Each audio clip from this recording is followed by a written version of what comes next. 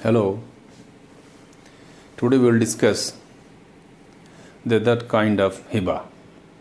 Hibba bil iwad and hibba ba shartul iwad. जैसा एक board पर आप देखेंगे, हिब्बा बिल इवज that is called return gift.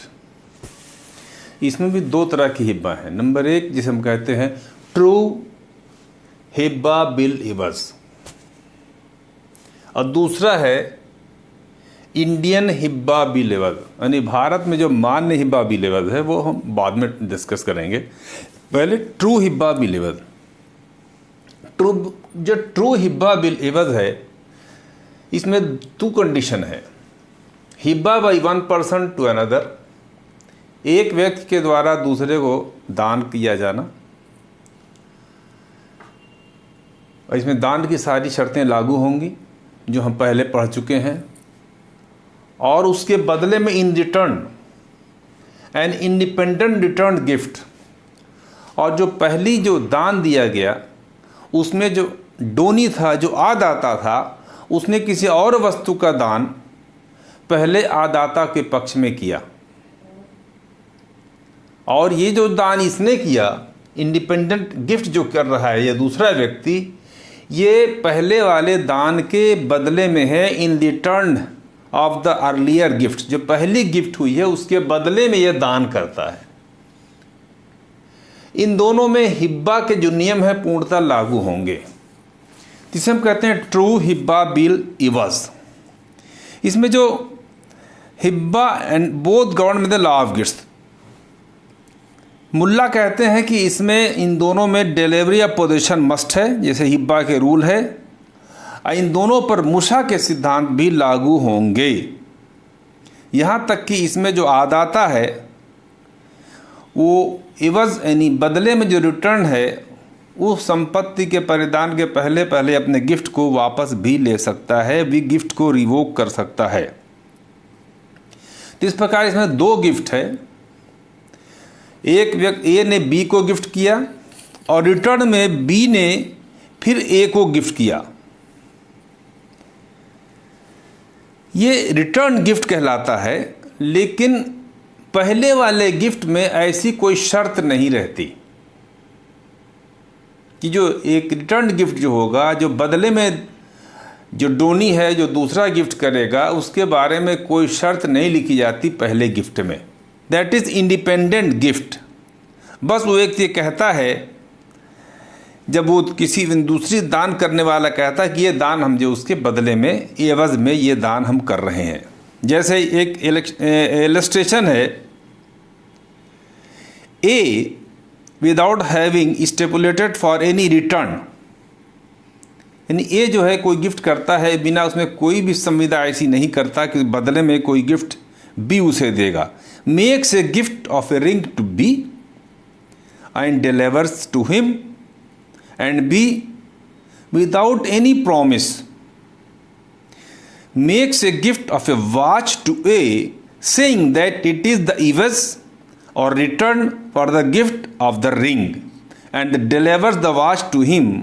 The transaction is a true hibba bil iwaz. इस इलस्ट्रेशन से कह रहे ए ने एक अंगूठी बी को दान किया और उसे उसका कब्ज़ा भी परिधान कर दिया। फिर बी ने एक दूसरा गिफ्ट किया और उसने एक घड़ी ए को दान किया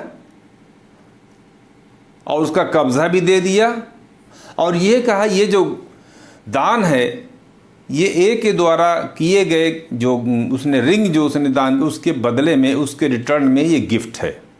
बोथ आर इंडिपेंडेंट गिफ्ट, दोनों में डिलीवरी ऑफ पोजेशन है।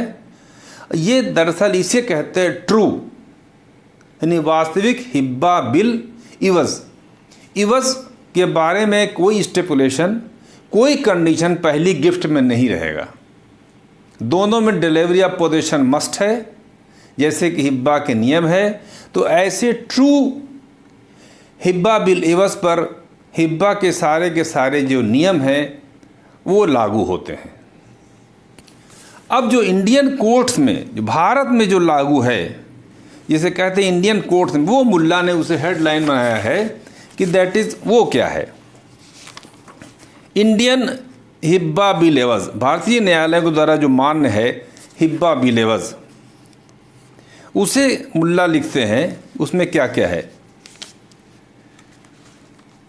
It is a gift for a consideration, ये भी प्रतिफल के बदले, जो पहले उसे कोई गिफ्ट, पहले गिफ्ट मिला है, उसके बदले में जो दूसरा गिफ्ट किया जा रहा है वो भी एक पहले वाले गिफ्ट का प्रतिफल है।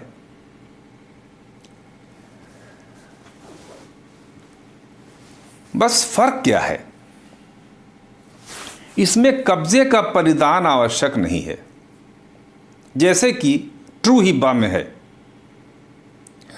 और दूसरी बात यह है, अनडिवाइडेड शेयर, किसी संपत्ति में अविभाजित अंश का भी ये ऐसा हिब्बा किया जा सकता है जिसे हम कहते हैं मुशा, यानी मुशा के नियम इस पर लागू नहीं होंगे और अविभाजित संपत्ति का हिब्बा भी हो सकता है।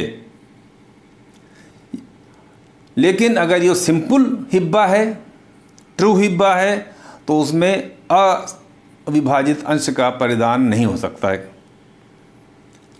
अब इसमें शर्तें क्या है? The actual payment of consideration on the part of the Downey, इसमें देखें क्या है, इसमें भी एक हिब्बा पहले है, अर्लियर गिफ्ट।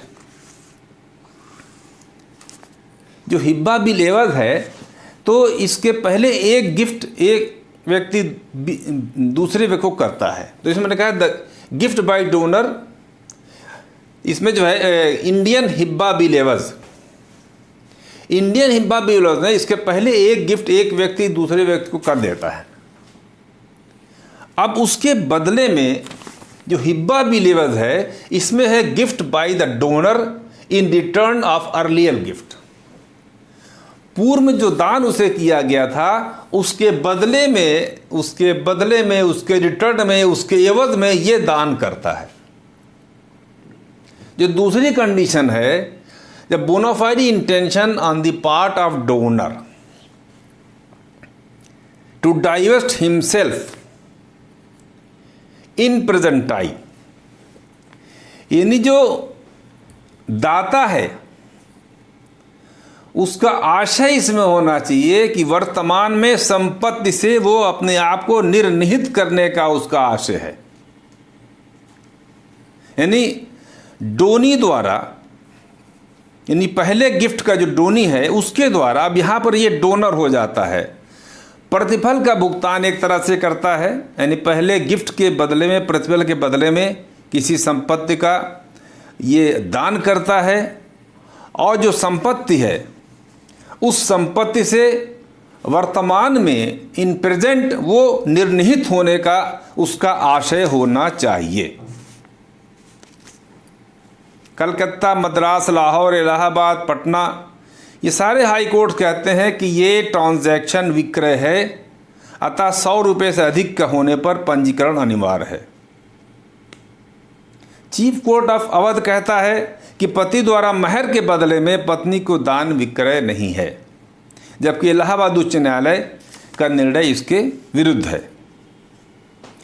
अब इसमें हम देखते हैं 2 पॉइंट हैं, इन दोनों को डिस्कस करेंगे, इसमें क्या क्या आवश्यक है। पहला पॉइंट है कि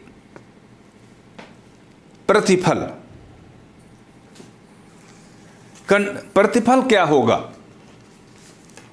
क्योंकि ये जो दान है ये प्रतिफल है। It is a consideration for the first gift, जो पहली गिफ्ट है ये उसका प्रतिफल है। तो इसमें क्या आवश्यकता है? प्रतिफल के बारे में खजूरुन्निसा बनाम रोशन जहां, खजूरुन्निसा बनाम रोशन जहां में प्रिवी काउंसिल का निर्णय है, जिसमें कहा गया है कि प्रतिफल की पर्याप्तता का कोई महत्व नहीं है, प्रतिफल सफिशिएंट है कि नहीं ये नहीं देखा जाएगा। प्रिवी काउंसिल ने कहा कि कुरान की एक प्रति भी पर्याप्त हो सकती है, एक अंगूठी भी दी जा सकती है। ऐसा प्रतिफल हो जो कि पैसे में जिसे आंका भी जा सके। अब जैसे मुल्ला ने एक इलस्ट्रेशन दिया है इसमें प्रतिफल के बारे में, कहते हैं कि it must be actually and bonafidely paid, वास्तविक रूप से इसका भुगतान होना चाहिए, भुगतान करने का कोई प्रॉमिस प्रतिफल नहीं माना जाएगा।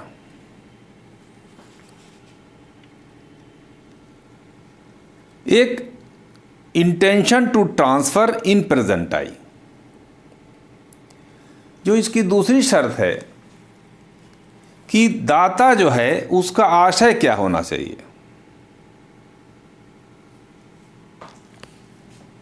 Intention to transfer, intention to divest, आशय इसका होना चाहिए दाता का कि वो अपने आप को संपत्ति से निर्निहित कर ले रहा है, अपने आप को संपत्ति से डाइवेस्ट कर ले रहा है, अपने आप को संपत्ति से बिल्कुल अलग कर ले रहा है। तो इसे कहते हैं divesting himself from the property in praesenti. इसको एक केस लॉ से मुल्ला ने समझाया है। When a property was transferred to a donee subject to a reservation of the possession and enjoyment to the donor and his wife during their lives, जहाँ पर कि एक संपत्ति का हिबा किया गया दानी को, लेकिन उसमें एक कंडीशन लगा दी गई, शर्त लगा दी गई कि दाता के पास उसका कब्ज़ा रहेगा और उसका उपभोग रहेगा जब तक वो और उसकी पत्नी जीवित हो। यानी यहाँ इन प्रेजेंटाई वर्तमान समय में संपत्ति से अपने आप को उसने निर्निहित नहीं किया, डाइवेस्ट नहीं किया। Then it was held by the their lordship of Privy Council. Privy Council ने कहा there was no intention on the part of the donor to divest himself in praesenti of the property. Privy Council ने इसी नियम को लागू करते हुए कहा कि यहाँ पर दाता का कोई आशय वर्तमान समय में संपत्ति से अपने आप को निर्निहित करने का नहीं था, अतः इसे हिब्बा बिल एवज नहीं माना जाएगा। तो हिब्बा बिल एवज के लिए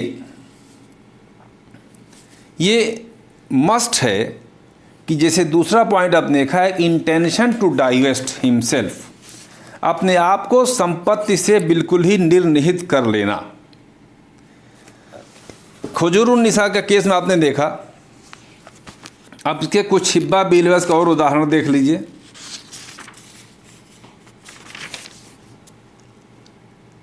जैसे चा एक घोड़ा छा को दान में देता है, छा फिर एक ऊंट चा को दान में देता है और कथन करता है कि ऊंट का दान घोड़े के दान के एवज में है, चा इसे स्वीकार कर लेता है। यहाँ ऊंट का दान घोड़े के दान के प्रतिफल के एवज में है और ये हिब्बा बिल एवज है। लेकिन कौन सा हिब्बा बिल एवज है? ये है ट्रू